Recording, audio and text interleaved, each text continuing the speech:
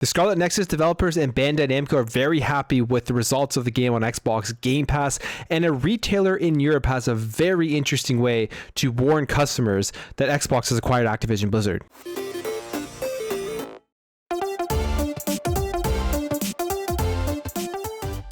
Welcome back to another video, guys. If you enjoy daily content, make sure to hit that subscribe button. So Scarlet Nexus came out last year, and it is a action JRPG that I think when they first showed it off, a lot of people were excited about it, and then it came out, and I don't know if it was as popular as people thought it was going to be, but I think overall it did decently. But 3 months after its launch, it came onto Xbox Game Pass, and I played it. I really enjoyed it. I think it has some of the best combat mechanics in a video game. It's actually that good with like telekinesis and just the overall movement and the way that you can combine grabbing things from the environment and tossing them at your opponents and then combining like your other types of attacks within the game.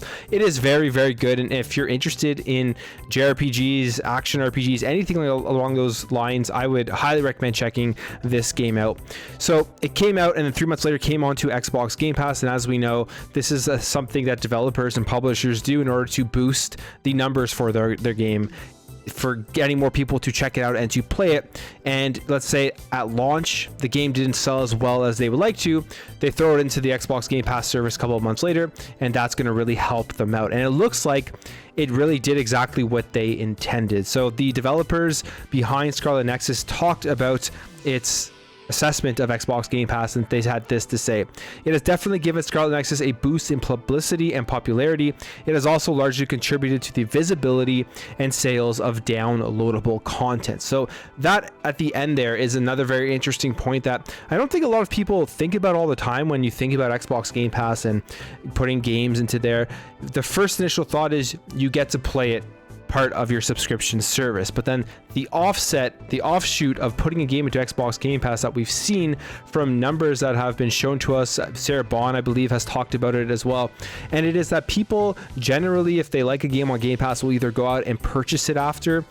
There's like a 20% off that you get by being subscribed to Game Pass, or on top of that, if they are playing a game that they have that has DLC, has additional content you could purchase that's within Xbox Game Pass, they go out and they buy that downloadable content. So putting a game into Xbox Game Pass doesn't just boost the amount of people playing it, but it will also, for a lot of games, increase the sales and the stuff that they make off of their DLC. So all in all, this was great news for Scarlet Nexus, for the developers, for Bandai Namco putting the game into the service.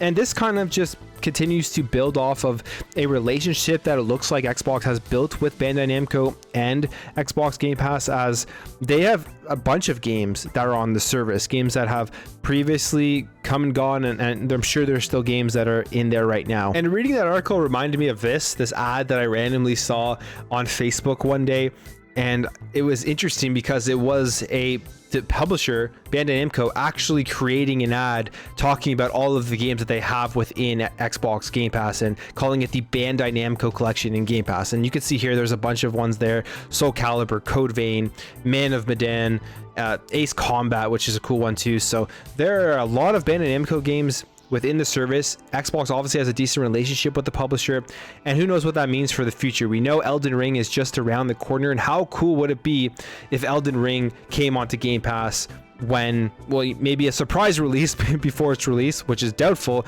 but maybe a couple months after it comes out for everybody to play. I think that would be awesome to see, and just how big of an announcement that would be if they say Elden Ring is coming to Game Pass. All right, moving over here to something I find actually extremely funny, and it has to do with a retailer putting warning signs on the game console box where you can buy a PlayStation 5 or an Xbox Series X or whatever, and they have a sign here telling people that Microsoft has acquired Activision and that now they own Call of Duty. So this originally comes via Hazardor Gaming on Twitter, and it says here, apparently some retail stores across the globe have started putting up notice for customers of Call of Duty.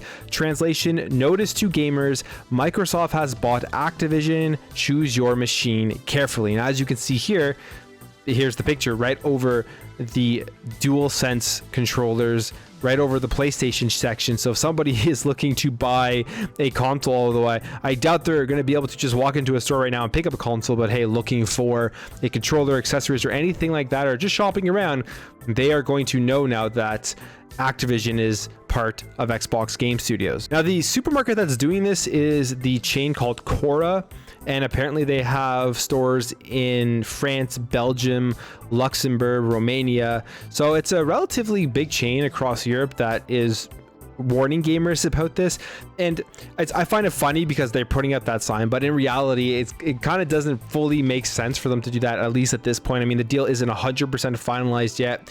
We do know, or at least what we've heard from reports from like Jason Schreier and from a tweet that Phil Spencer put out, that they have all intentions of keeping Call of Duty on PlayStation at least until the end of the deals that are currently in place. So probably for the next 2 or 3 Call of Duties to the end of 2023.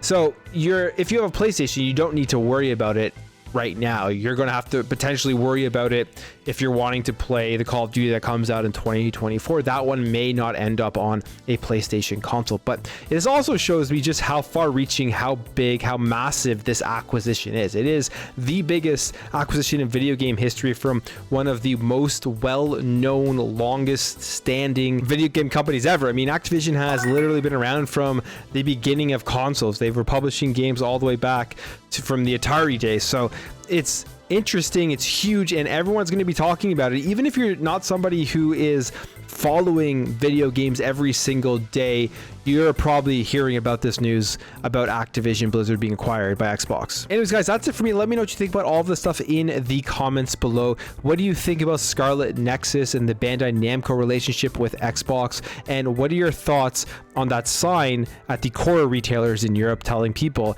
that Activision Blizzard is now a part of Xbox? So if you enjoyed this video, make sure to hit that thumbs up button. If you're new here, you enjoy what you saw throughout this video, I appreciate you hitting that subscribe button. Thank you guys for watching. Thank you for your support, and I'll catch you in the next video.